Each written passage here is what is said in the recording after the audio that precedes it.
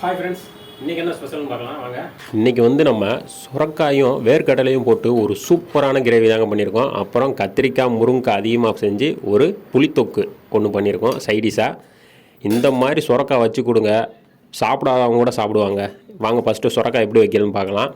ஒரு 1/2 ஸ்பூன் கடுகு, 1/2 ஸ்பூன் சீரகம், காரத்துக்குன்னு பார்த்தீங்கன்னா 2 பச்சை மிளகாய் சேர்க்க போகிறோம். கொஞ்சமாக கருவேப்பிலை, ஒரு 3 பல் பூண்டை சின்ன சின்னதாக நறுக்கி அதையும் சேர்த்துக்குவோம். சேர்த்துட்டு ஒரு பெரிய வெங்காயம் மீடியம் சைஸில் சின்னதாக கட் பண்ணி வச்சுருக்கோம், அதையும் சேர்த்து நல்லா வதக்கிக்கலாம். வெங்காயம் வந்து ரொம்ப வதங்கி வரணும் அவசியம் கிடையாது, லைட்டாக வதங்கி வந்தால் போதுங்க. தக்காளி பார்த்திங்கன்னா ஒரு 2 தக்காளி மீடியம் சைஸில் கட் பண்ணி வச்சுருக்கோம், சின்ன சின்னதாமோ. அந்த தக்காளியை வந்து இப்போ சேர்த்துக்கலாம். நம்ம வெங்காயம் வந்து நல்லா வதங்கி வந்துடுச்சு. இந்த பக்குவத்தில் இருக்கும்போது நம்ம தக்காளி சேர்த்தா கரெக்டாக இருக்கும். இந்த மாதிரி வேர்க்கடலை போட்டு வைக்கிற சுரக்காய் வச்சு பூரி, சப்பாத்தி, தோசை, இட்லி இப்போ எல்லாத்துக்குமே வச்சு சாப்பிட்லாங்க. அவ்வளோ டேஸ்ட்டாக இருக்கும். தக்காளியும் உப்பும் சேர்த்து நல்லா வதக்கிடலாம்.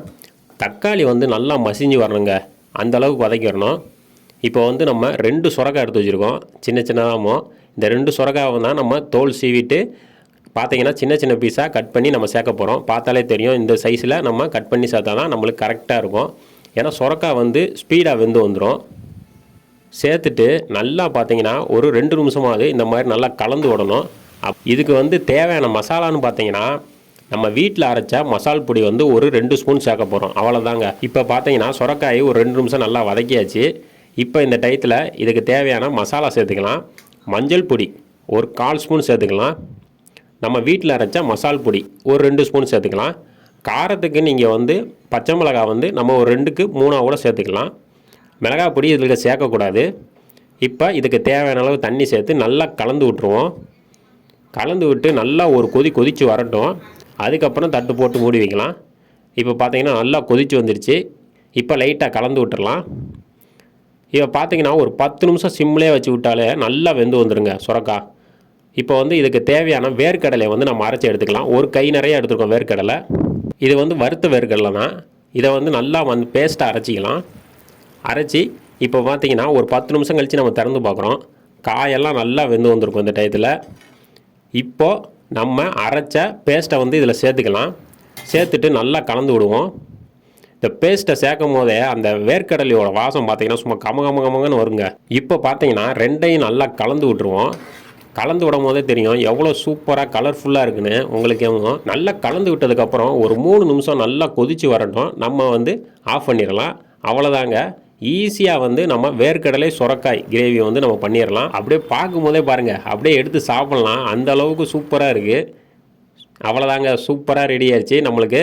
இந்த டயத்தில் லாஸ்ட்டாக கொத்தமல்லி கொஞ்சமாக கட் பண்ணி வச்சுருக்கோம், அதை சேர்த்துட்டு அப்படியே ஒரு கலந்து விட்டுட்டு அப்படியே இறக்கி வச்சிடலாம். சூப்பராக ரெடி ஆயிடுச்சு நம்மளுக்கான சுரக்காய் வேர்க்கடலை கிரேவி.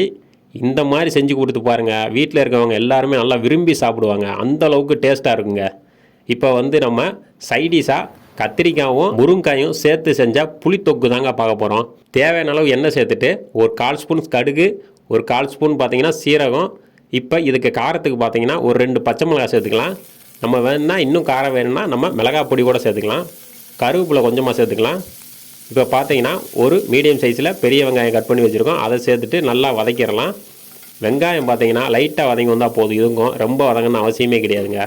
இப்போ பார்த்தீங்கன்னா ஒரு 2 மீடியம் சைஸில் தக்காளி கட் பண்ணி வச்சுருக்கோம், அதையும் சேர்த்துருவோம். அதுக்கு தேவையான அளவு உப்பு சேர்த்துக்கலாம். சேர்த்துட்டு நல்லா வதக்கி விட்ருவோம். தக்காளி வந்து நல்லா மசிஞ்சு வரணுங்க. இது பார்த்தீங்கன்னா ஈஸியாக பண்ணி முடிச்சிடலாம். இந்த மாதிரி சிம்பிளான ரெசிபி எதுவுமே இருக்காதுங்க, அந்தளவுக்கு ஈஸியாக பண்ணி முடிக்கிற மாதிரி இருக்கும்.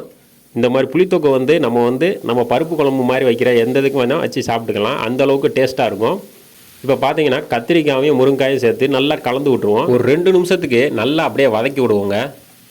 இப்போ நல்லா பார்த்தீங்கன்னா காயெல்லாம் நல்லா வதங்கி வந்ததுக்கப்புறம் ஒரு நெல்லிக்காய் சைஸில் புளியை கரைச்சி வச்சுருக்கோம், அதை சேர்த்துக்கலாம். இதுக்கு வந்து நல்லா கொஞ்சம் புளிப்பு கொடுக்கணும், அதனால தான் நம்மளுக்கு வந்து டேஸ்ட்டு பார்த்தீங்கன்னா வச்சு சாப்பிட்றதுக்கு நல்லாயிருக்கும்.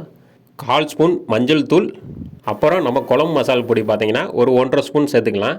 சேர்த்துட்டு நம்மளுக்கு கொஞ்சம் காரம் அதிகமாக வேணும்னு நினச்சிங்கன்னா நம்ம வந்து மிளகாய் பொடி கூட சேர்த்துக்கலாம் கொஞ்சம். இப்போது இது நல்லா முங்குற அளவுக்கு தண்ணி சேர்த்துட்டு நல்லா கலந்து விட்ருவோம். கலந்து விட்டுட்டு நல்லா பார்த்தீங்கன்னா தட்டு போட்டு மூடி அதே பார்த்தீங்கன்னா ஒரு 6லேருந்து ஒரு 7 நிமிஷம் நம்ம சிம்லேயே வச்சு விட்ருவோம். நல்லா காய் எல்லாமே வெந்து வந்துடும். நம்ம ஃபஸ்ட்டே புளி தண்ணி சேர்த்ததுனால நம்மளுக்கு வந்து காய் வந்து கொஞ்சம் லேட்டாக தான் வெந்து வரும். ஏன்னா பார்த்திங்கன்னா அந்த கத்திரிக்காய் வந்து குழஞ்சி வராமல் இருக்கும், அதுக்கு தான் நம்ம ஃபஸ்ட்டே புளி தண்ணி சேர்த்தாச்சு. இப்போ பார்த்தீங்கன்னா கத்திரிக்காய் பார்த்தீங்கன்னா கொஞ்சம் லைட்டாக நம்மளுக்கு முழுசாக இருக்கும், பார்த்தாலே தெரியும். நம்ம புளித்தண்ணியை லாஸ்ட்டாக சேர்க்கும் போது கத்திரிக்காயெலாம் ரொம்ப மசிஞ்சு கரைஞ்சிரும். அதனால தான் நம்ம வந்து புளித்தண்ணியை ஃபஸ்ட்டே சேர்த்துட்டோம். பார்த்தீங்கன்னா அவ்வளோதான், ரெடி ஆயிடுச்சு, சூப்பராக ரெடி ஆயிடுச்சு. பார்த்தாலே தெரியும், ஒரு 6 நிமிஷம் 7 நிமிஷத்தில் நம்மளுக்கு காயெல்லாம் நல்லா வெந்து வந்துருச்சு. இந்த டயத்தில் நம்ம இறக்கிடலாம். சூப்பராக ரெடி ஆயிடுச்சு பாருங்கள். கத்திரிக்காய் முருங்கைக்காய் போட்ட செஞ்ச ஒரு புளித்தொக்கு ஈஸியாக பண்ணி முடிச்சிட்டோம். பார்த்தாலே தெரியும் எவ்வளோ சிம்பிளாக பண்ணோம்னு. இப்போ வந்து பார்த்திங்கன்னா இதுக்கு சைடிஷாக அப்படி வச்சு சாப்பிடும்போது அவ்வளோ சூப்பராக இருக்குங்க. பார்த்திங்கன்னா அந்த வேர்க்கடலையும் சுரக்காயும் சேர்ந்து ஒரு கிரேவி, அப்புறம் கத்திரிக்காய் முருங்கைக்காய் போட்டு ஒரு தொக்கு, அப்புறம் வெண்டைக்காய் பொரியல் வேறு சைடிஷாக பண்ணியிருக்கோம். மதிய சாப்பாட்டுக்கு பார்த்திங்கன்னா இந்த மாதிரி 3-4 காய்கறி வச்சு சாப்பிடும்போது நம்மளுக்கு ரொம்ப ஹெல்த்தியாக இருக்குங்க. பிடிச்சிருந்தால் லைக் பண்ணுங்கள், ஷேர் பண்ணுங்கள், சப்ஸ்கிரைப் பண்ணுங்கள்.